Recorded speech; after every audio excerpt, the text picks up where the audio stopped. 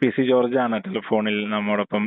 Sir, ഇന്നലെ സംസ്ഥാന സമ്മേളനം അവസാനിച്ചല്ലോ കൊല്ലത്ത്. ഒരു മുതിർന്ന നേതാവ് എന്നുള്ള നിലയിൽ ഒരുപാട് പാർട്ടി സമ്മേളനങ്ങൾ ഇങ്ങനെ കണ്ടിട്ടുണ്ടല്ലോ അപ്പുറത്ത് നിന്ന്. എന്ത് തോന്നുന്നു ഈ ഒരു തീരുമാനങ്ങൾ? മുതിർന്ന നേതാക്കൾ കെ ബാലനൊക്കെ ഹൃദയഭേദകമായിട്ടാണ് മാധ്യമങ്ങളെ അഭിസംബോധന ചെയ്തത്. പല അവശബ്ദങ്ങളും ഇങ്ങനെ പുറത്തു വന്നുകൊണ്ടിരിക്കുകയാണ് പല രീതിയിൽ. എങ്ങനെയാണ് സാർ കാണുന്നത് ഇതിനെ?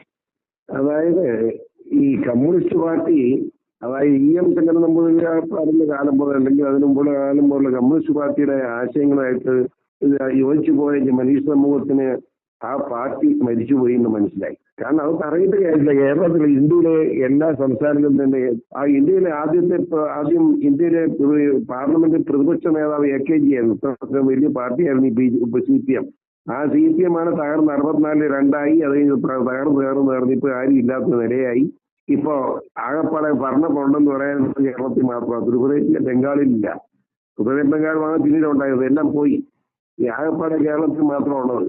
അത് പിണറായിയുടെ ഒരു പ്രത്യേക സാഹചര്യത്തിൽ ഇവിടുത്തെ കോൺഗ്രസ് തമ്മിത്തല്ലും കുത്തത്തല്ലും ആയിട്ട് നിൽക്കുന്ന സാഹചര്യമുള്ളതുകൊണ്ടാണ് ഈ ഇടതുപക്ഷം വീണ്ടും വന്നുകൊണ്ടിരിക്കുന്നത്. ഇപ്പൊ 2 പ്രാവശ്യം തന്നെ. ക്ലിയർ ആണ് സാർ. എന്തായിരിക്കും സാർ ഈ പിണറായിക്ക് ഇത്രയും ഒരു ആത്മവിശ്വാസം എന്തുകൊണ്ടായിരിക്കും? വീണ്ടും പാർട്ടിയിൽ പിണറായിലേക്ക് ഈ പാർട്ടി കേന്ദ്രീകരിക്കപ്പെടുന്നു മൂന്നാം ഊഴത്തിന് വേണ്ടി.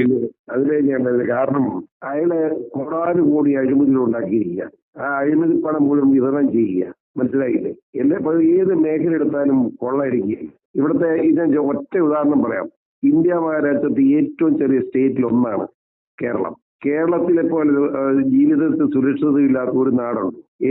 MDMA അതുപോലെയുള്ള മറ്റ് മയക്കുമരുന്നും കഞ്ചാവ് ഉൾപ്പെടെ ഇതുപോലെ സുലഭമായി കിട്ടുന്ന ഒരു നാട് ലോകത്തോടൊപ്പം ഇല്ല.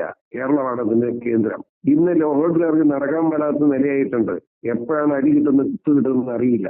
ഇന്ന് കുഞ്ഞുങ്ങളെ സ്കൂളിൽ വിടാൻ മാതാപിതാക്കന്മാർ കിടന്ന് വിഷമിക്കുക. സ്കൂളിൽ പോയാൽ തിരിച്ചു വരുമെന്ന് ഉറപ്പില്ല. ഇത്രമാത്രം എത്ര കൊലപാതകം ഒരു ദിവസം നടക്കുന്നത്. അത് MDMA അടിച്ചേക്ക് കൊണ്ട് കൊല്ലുകയല്ലേ. അപ്പനെയും അമ്മയും മക്കളെയും എന്തെങ്കിലും ബന്ധുക്കളെ മുഴുവൻ കൊല്ലുന്ന മാനസികതയിലേക്ക് ചെറുപ്പക്കാർ മാറുകയല്ലേ. എന്തുകൊണ്ട് സംഭവിച്ചിരിക്കുന്നു? സുരക്ഷിതത്വ ബോധമില്ലാത്ത ഒരു സ്റ്റേറ്റായി കേരളം മാറി. അതിനാരാ കാരണക്കാരൻ? കഴിഞ്ഞ 9 വർഷത്തെ ഭരണം നടത്തിയ പിണറായിയാണ്. ആ മനുഷ്യന് ഉത്തരവാദിത്വം വഹിക്കാതിരിക്കാൻ പറ്റുമോ? ഇപ്പൊ പുതിയ പാർട്ടി കോൺഗ്രസ് കമ്മ്യൂണിസം കളഞ്ഞല്ലോ. അദാനിക്ക് എങ്ങനെ ഇവിടെ ഇടം കൊടുക്കുന്ന ചർച്ച ചെയ്യുന്നത്. അംബാനി അദാനി ഉൾപ്പെടെയുള്ള അതീവ സമ്പന്നന്മാരെ കേരളത്തിന്റെ ഭരണം ഏൽപ്പിച്ചു കൊടുക്കാൻ കഴിയുമെന്ന് ആലോചിക്കുന്ന നിലയിലേക്ക് കമ്മ്യൂണിസം മാറി. അപ്പൊ അത് കമ്മ്യൂണിസമാണോ? തൊഴിലാളി വർഗ സർവാധിപത്യം എന്നത് നഷ്ടപ്പെട്ടു. ഇത് അഴിമതിയും സ്വജനപക്ഷമാണ് ഉള്ളവരുടെ ആധിപത്യമുള്ള ഒരു പാർട്ടി എന്ന നിലയിലേക്ക് കമ്മ്യൂണിസം മാറി. ഇത് ഒരിക്കലും രക്ഷപ്പെടാൻ പോകുന്നില്ല. ഈ പിണറായിയുടെ കാലം കഴിഞ്ഞാൽ പിണറായിസം തീർന്നില്ല. പിന്നെ എങ്ങനെ ഈ പാർട്ടി നിൽക്കും? ഒരു സംശയം വേണ്ട. ഇവിടുത്തെ കോൺഗ്രസിന്റെ കഴിവുകേടും കോൺഗ്രസിനകത്തെ ഗ്രൂപ്പ് ചെയ്തതിലും അതുപോലെ തന്നെ ഈ സൗത്ത് ഇന്ത്യ മുഴുവൻ എല്ലാ കാലത്തും BJPക്ക് വിരുദ്ധമായിട്ട് നിൽക്കുന്ന ഒരു സാഹചര്യമുണ്ട്. അതിന് പ്രധാന കാരണം LJPയോട് ഒരുമിച്ച് BJPക്കെതിരായിട്ട് പറയുക. അപ്പോൾ ജനങ്ങള് 2 ചേരിയായിട്ട് തിരിഞ്ഞിരിക്കുകയാണ്.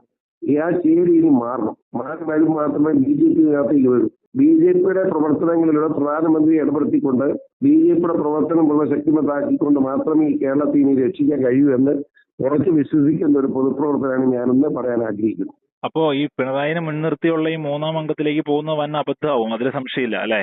അപകടമാവുന്നു മാത്രമല്ല അങ്ങനെ തന്നെ ഇവിടെ ഇത്രയും ഒരു കൊള്ളക്കാരനെല്ലാം തെളിഞ്ഞു കഴിഞ്ഞില്ലേ. ഇത്ര നേതൃദാരിദ്ര്യമോ CPM-ല്? P. ജയരാജൻ അടക്കമുള്ള ആളുകളെയൊക്കെ മാറ്റി നിർത്തിയിട്ടേ ഒരു പിണറായിക്ക് ഒരു പിന്മുറക്കാരൻ ഇല്ല എന്ന് താങ്കൾ കാണുന്നുണ്ടോ? ആരെയാണ് താങ്കൾ കാണുന്നത്? ഞാൻ കാണേണ്ട കാര്യമില്ല. എന്താന്ന് വെച്ചാൽ ആ പാർട്ടിയുടെ കാര്യമില്ലേ. ആ പാർട്ടി ആരെ കണ്ടിട്ടും കാര്യമില്ല.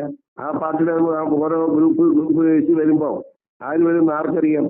ആനാവ് നാഗപ്പം കഴിക്കുമ്പോൾ വന്നേ കണ്ടില്ലേ എങ്ങനെയാന്ന്. അതൊക്കെ അവിടുത്തെ പ്രത്യേക രാഷ്ട്രീയ സാഹചര്യങ്ങളിൽ അവർ അറേഞ്ച് ചെയ്യുകയാണ്. അപ്പൊ അതിനകത്തൊന്നും നമ്മളെ അഭിപ്രായം പറഞ്ഞിട്ട് കാര്യമില്ല. ഇപ്പം CPM-നെ പറ്റി ഇങ്ങനെ ഇപ്പോഴത്തെ കേരളത്തിലെ CPM എന്ന് പറയാം, ഇപ്പോഴത്തെ കേരളത്തിലെ പിണറായിയുടെ പാർട്ടിയെ പറ്റി അഭിപ്രായം പറഞ്ഞ് അബദ്ധത്തിൽ ആരും ചാടാതിരിക്കുകയാണ് നല്ലത്. നമ്മൾ പറയുന്ന അഭിപ്രായങ്ങളൊന്നും നടപ്പാൻ സാധ്യതയില്ല. ആ നിലയ്ക്ക് നമ്മൾ ഉപേക്ഷിക്കുക എന്നത് മാത്രമുള്ളതാണ് എന്റെ അഭിപ്രായം. ഏതായാലും ഈ ഒരു CPM-ന്റെ ഈ ഒരു പ്രശ്നങ്ങളൊക്കെ BJPക്ക് ഗുണം ചെയ്യും എന്ന് തന്നെ കരുതാം അല്ലേ? യാതൊരു സംശയമില്ല. ജനം മനസ്സിലാക്കിക്കൊണ്ടിരിക്കുകയാണ്.